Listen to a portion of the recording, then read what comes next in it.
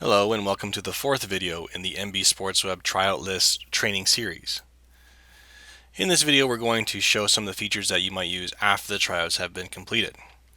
This would include the ability to print a team list of all the selected players.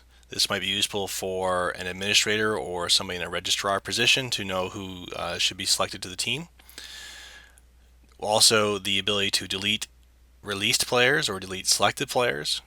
And then finally to remove or hide the tryout list page from the team menu now that it is no longer needed. So back on our demo site for our novice rep team, we are looking at a tryout list which has a bunch of players who have been marked as released and therefore are not showing, and some players who have been marked as selected, but we don't know which ones are which. They're just showing the tryout list here. So once the tryouts are done, then we would eventually have a list of all the players who have been selected. So I'm just going to go select players and select all of them. So we'll have a team full of players who have been selected, and the players who were released are still marked as released. And show that another option that we have now that players have been marked as selected is to print a list of selected players. And this would be useful for somebody who is a administrator or maybe a registrar, so that you can communicate to them who you've selected for your team, and then they can go through the official registration process, whatever that may actually be.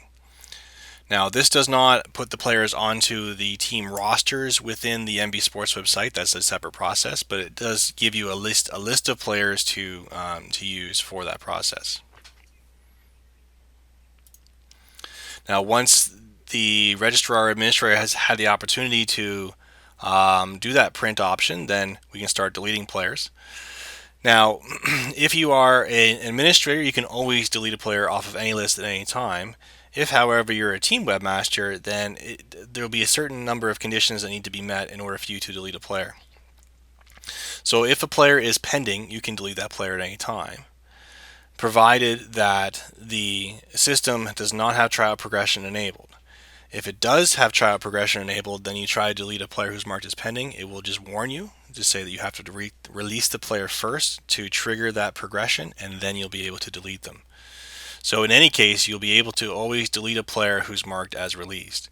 So if you want to do it individually, you can hover them, click the trash can icon, it will ask, "Are you sure?" and then that will release the player.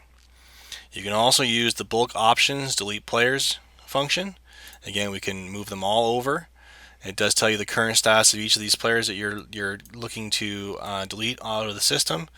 So again, if the registrar or somebody has asked that you leave the selected players there, then don't delete them until they've had a chance to get that or print off that list. But if you have done that or they don't require that, then go ahead and delete everybody. Just click on the box to indicate that you've checked the list to be accurate, update, and that will delete all the players out of the system. So now that there is no tryouts happening anymore, and irregardless of deleting the players, if you do not need to show the tryout list to anybody anymore publicly, then the last thing you're going to want to do is to go to your site pages menu page and delete this tryout player list, or you can simply hide it. So we can do visible until a certain day, and then after that day the list is no longer visible to the public. But we'll go ahead and just delete it out right here. Again, it will ask, "Are you sure?" Hit OK, and then that tryout player list is no longer in the team's menu. So to the public, they won't be able to click on the tryout player list, and they also won't be able to even view it.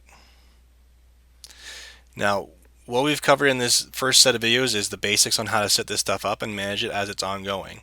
In the last video, we're going to go into some details on the various security options that are available, and also different list view options, including things like password protection and showing or hiding names and other things like that.